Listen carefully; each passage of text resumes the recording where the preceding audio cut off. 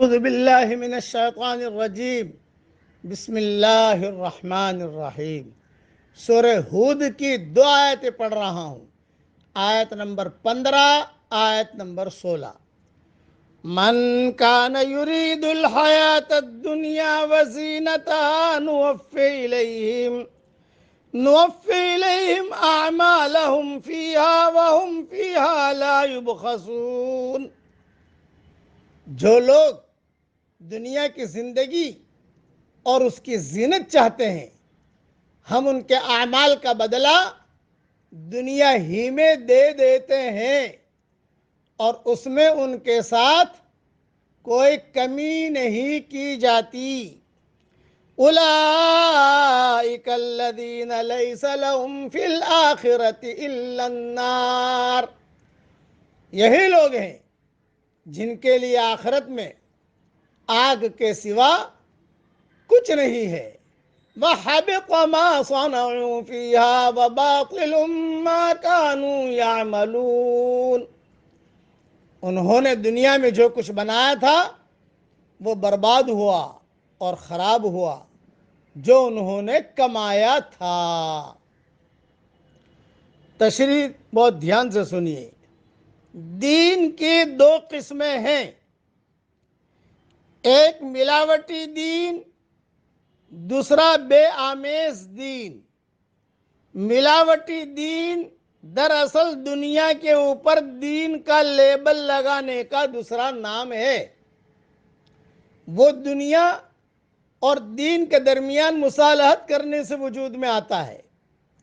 یہی وجہ ہے کہ ہر زمانے میں ایسا ہوتا ہے کہ ملاوٹی دین کی بنیاد پر بڑے بڑے ادارے قائم ہوتے ہیں۔ مفاد پرست لوگ اس کے ذریعے دین کے نام پر دنیا حاصل کر لیتے ہیں۔ بے آمیز دین کا معاملہ، بغیر ملاوٹی دین کا معاملہ اس کے بالکل برعکس ہے۔ بے آمیز دین کی دعوت جب کسی ماحول میں اٹھتی ہے تو وہ صرف ایک نظری سچائی ہوتی ہے۔ معاشی مفادات اور قیادتی مصالح اس کے ساتھ جمع نہیں ہوتے۔ ایسی حالت میں جو لوگ ملاوٹی دین کے نام پر عزت اور مقام حاصل کیے ہوئے ہوں، ان کے سامنے جب بے آمیز دین کی دعوت آتی ہے تو وہ سخت متوحش ہوتے ہیں، کیونکہ اس کو اختیار کرنے کی صورت میں انہیں نظر آتا ہے کہ تمام دنیاوی چیزیں ان سے چھن جائیں گی۔ اس اعتبار سے کسی ماحول میں بے آمیز دین کی دعوت کا اٹھنا وہاں ایک نازک امتحان کا برپا ہونا ہوتا ہے۔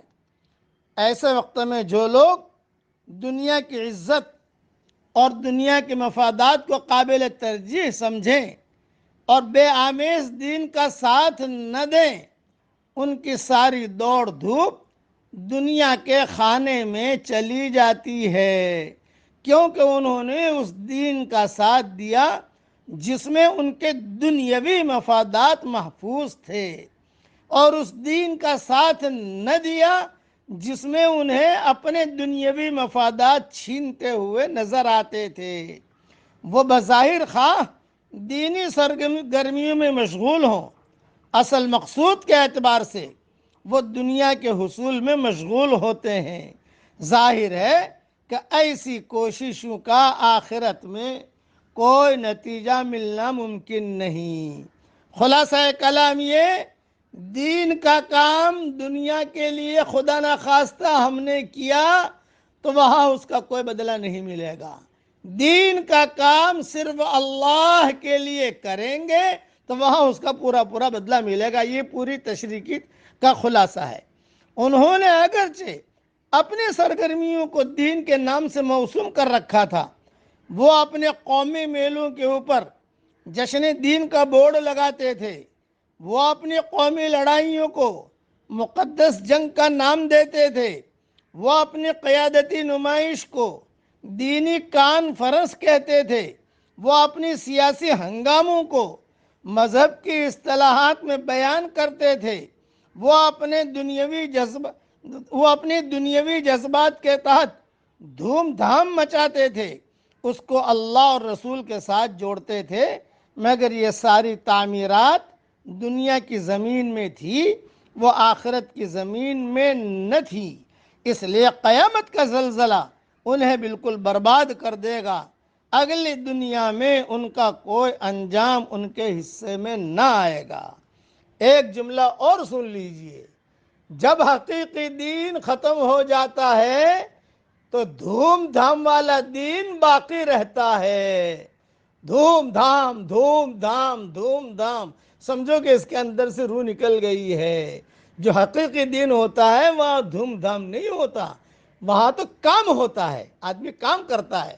اللہ تعالی حقیقی دین ہم سب کو عطا فرمائے، اور آمیزش والا دین، ملاوٹی دین سے اللہ تعالی ہم سب کی پوری حفاظت فرمائے۔